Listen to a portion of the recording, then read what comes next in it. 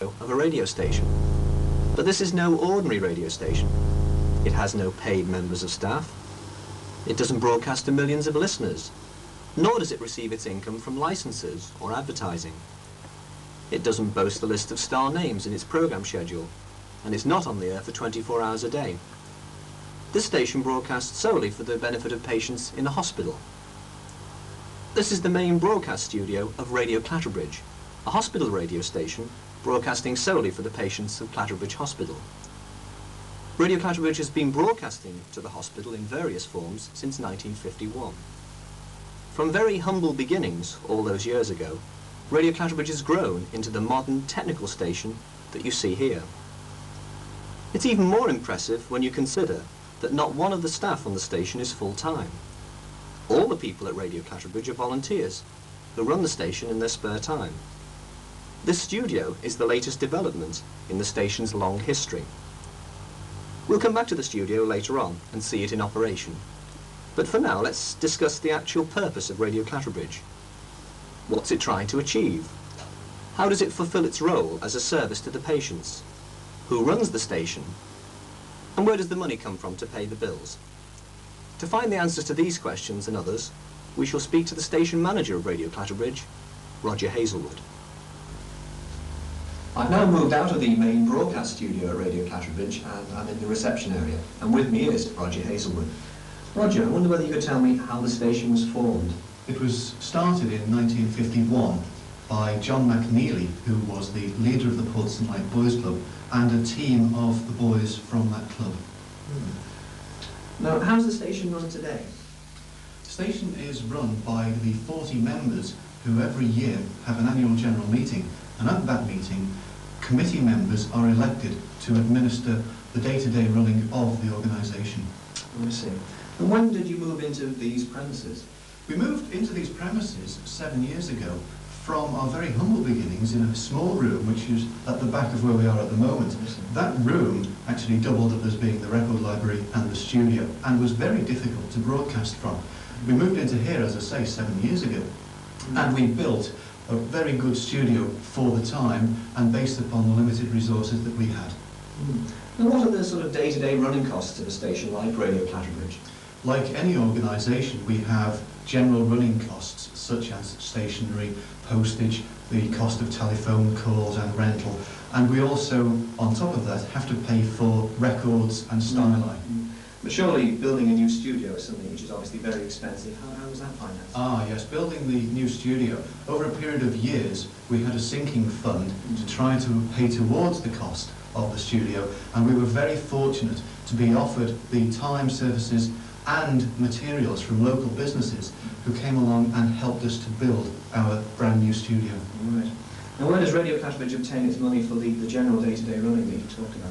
We have weekly tote sales, we sell instant lottery tickets, we are organising dances, and we also have raffles. I wonder if you can tell me what sort of people work on the station. The staff at the moment consists of a variety of people from different walks of life. We have unemployed, we have retired jewellers, school teachers, policemen. We also have young people who are still at school who come down here to carry out their Duke of Edinburgh's award scheme for their service to the community. So it's not just young people who are seeking to become disc jockeys on Radio 1, it's not that sort of operation? No. And how do you see Radio Clatterbridge developing in the future? Well, we hope to go from strength to strength, but obviously that all depends upon how much money we can use to pay for new equipment and to expand our existing service. I see. Roger Hazelwood, thank you very much. Well, obviously the main purpose of any radio station is to broadcast programmes. The task of organising the station's output falls to the programme controller, who at Radio Clatterbridge is Neil Jackson. We'll join Neil in the production studio. Neil, can you tell me how long you've been associated with Radio Clatterbridge? Since about July 1979, when I left school and joined the station. And what prompted you to become involved in hospital radio? Well, when at school I was interested in broadcasting and got chatting to people about radio, and on leaving school decided to join. Well, what does the job of programme controller actually involve? As the name suggests, controlling programmes, organising stand-ins for people ill or on holiday, planning special programmes for Christmas, bank holidays, and the day-to-day running of the station programme-wise. And what control do you actually have over the content of individual programmes? Generally, the programmes are the presenter's own programme to look after. If they've got an idea for a new feature, an idea about a guest or whatever they want, they come to me, I okay it, and we talk about it and hopefully broadcast it. You don't actually impose anything on them, you don't insist on them playing certain records or including certain features in the programme? Not generally, but we get together and talk about what goes into the programme and sort something out. I see. Now, in addition to music from records, which obviously makes up a large part of your output, what else goes into a typical Radio Clatterbridge programme? Well, besides, as you say, the records, there's the news, the national, international news, also local news, which we gather to a certain degree ourselves. We go out and interview either local personalities or just interesting people. We also have features not about music and also about sport, hobbies and the like. And are any of the actual patients involved in the programme making? Not Come and read requests out? Or? Not very much at the moment. Mainly it is the requests that get the patients involved. We occasionally go around the wards interviewing them and also playing their favourite records, which is again the requests. Your programmes broadcast live, or do you make use of tape programmes at all? We do use certain taped programmes, religious programmes. We have a series of programmes about books, new books. We also use books from NARBO, which is the National Association of Hospital Broadcasting Organisations, and we take certain taped programmes from them. But generally our programmes are live, mainly because if somebody phones in for a request, we can play that request in 4 or 5 minutes after them phoning in, so it's got to be live. Yeah. So this is some way in which you're a lot better than perhaps another radio station where you can actually broadcast the request almost instantly, there's no delay. Yeah, and whatever the type of programme we're doing, whether it be folk, country, classical, if somebody rings in for a request and it's not that particular type of music, we'll play it for them, whatever. So it's quite conceivable we could have Adamant in the middle of a classical music programme if it happened to be a request. Yes. And finally, can you tell me how you think Radio Clatterbridge's programmes compare with those broadcast by professional radio stations? Well, I suppose it could be very biased to say about the programmes, but we are amateurs, no doubt. We don't kid ourselves that we're not amateurs, we are amateurs, we're volunteers, but generally, with the studios we've got, the capabilities here at the studios, we try to do our best and try to be as professional as possible. Neil Jackson, thank you very much. Radio Clatterbridge is one of many voluntary organisations operating in Clatterbridge Hospital. The station endeavours to assist these other organisations. We shall now speak to Dave Waller, who is chairman of the Clatterbridge Hospital League of Friends. Dave, I wonder whether you could tell me in what ways the Hospital League of Friends have helped Radio Clatterbridge in the past. Well, the most recent thing we've done is to provide the Radio Clatterbridge with a portable tape, so they can go around and do interviews like this, possibly.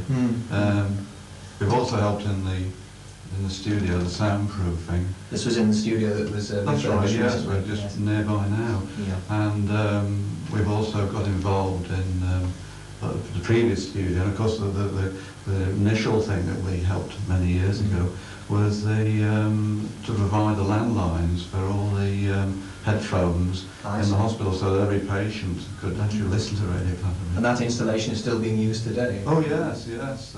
We just recently had another deluge of earphones going in, so they're hearing Radio Clatterbridge clearly again. Good, right, thank you. And what value does the League of Friends place on the service that Radio Clatterbridge provides for the patient? Well, value, you can't put it in money terms. No. Certainly, it's a marvellous service that the patients have the facility to have radio broadcast to them from within the hospital, so that obviously getting a new angle on records and things like this, and also they're hearing all about the hospital as well, which is terrific. And Obviously, it's during the time of the day when you may not feel sort of too interested in the world, and you can actually get involved with a personal, know that the chaps are actually in the hospital with Right, you. and you think it helps having a personal station like this rather than just the local radio station which could be relayed all day? Oh yes, because I think the staff and the hospital itself can make great use of it, and I'm sure they do, and we get a little plug every now and again, Yes. I know. Right. I wonder if you can tell me how much contact there actually is between Radio Clatterbridge and your organisation, the League of Friends. It's very close actually. Roger Hazelwood, station manager, he's on the League of Friends committee, and for example, last meeting we had the hospital administrator here, and Roger had his usual little say, so he certainly is in focus with the hospital, and we're both in close contact with each other. I pop down here to the studio occasionally and get involved in things like this. And do you think there'll always be a place for organisations like Radio Clatterbridge? Oh yes, again as I said, you can't put money value on it, but certainly it's a thriving part of the voluntary service in hospitals, not only in this hospital but also I believe nationwide. So and it also gives opportunity for people to have a little bit of enjoyment themselves, and I think obviously everybody here at Radio Clatterbridge is a happy gang, and certainly that reflects into the hospital and helps the patients, I think. Dave Waller, thank you very much. Thank you. A radio station that has musical output obviously needs records. This is the Radio Clatterbridge record library, where each record is logged and cross-indexed so they can be easily found. We'll be looking more closely at the filing system a little bit later on. Now, it must be a thankless task to file and cross-index all these records, but for the past 8 years, one man at Radio Clatterbridge has plodded on and on to keep the library up to date and in order. He is Bill Stringer. Hello, Bill. Oh, Dave. Perhaps you could tell me first of all from where Radio Clatterbridge obtains its records. From many sources, usually voluntarily, but we do have to strangle the treasurer now and again to get some money out of them to buy these, what is it, top 30 or top 40 we buy this each week. Yeah. Now, does the library contain music of all types, or is it purely restricted to the top 40 records? By no means is it restricted to the top 40, because in fact it goes back to some records which are positively ancient. Strauss waltzes are considered ancient by a lot of people. But we come through all sorts of phases of music, from skiffle, pop, country and western, the lot. We've got it. So you would say if anybody phoned up for a record request, we would have that sort of music in the library? Oh yes, it's a real potpourri of music. Yeah. Now, where do these specialist records come from? Well, the specialist records obviously mean that that's a specialist program, classical music or whatever, country and western. Yes. And it usually means that it's a specialist presenter that puts them on. And therefore we rely on him with money from the kitty to buy those specialist records, but they are in the library. Yeah, so he will buy the records and then they'll be incorporated right. in the library. In with the other thousands. Yeah. Now, how long did it take to set up the record library originally? Oh, on and off about 3 months from scratch. That's indexing it all. I see. Now, how long would you estimate you spend each week bringing the library up to date with the new records that come in? Well, keeping it topped up, I would think about 4 hours. So it keeps you fairly busy each week? Fairly busy, yes. And how many albums and singles would you say we have in the library at the present time? Well, off the top of my head, I'd say around about 12,000. This is obviously increasing as each year goes by. That's about 6 times as many index cards. Yes, yeah. Now, on average, how long would you say it takes to find a specific record in the library? If I came in and I wanted a record by a particular artist, how long would it take you to actually dig out the record? It would depend on who's looking for it. Yes. But I would say that if it takes longer than 20 seconds to find it, then there's something wrong with my system. Yes. And if I didn't have a particular title in mind, but I was aware of an artist that I enjoyed, you could find a record by that artist fairly quickly as well? Yes, if somebody has forgotten the title, then all we've got to do is look up the artist that made the programme, and we'll find in the index all the records that that artist has made. I see. So you have an artist index and a title Separately, index. yes. Thank you very much, Bill. Pleasure, Dave. Cheers.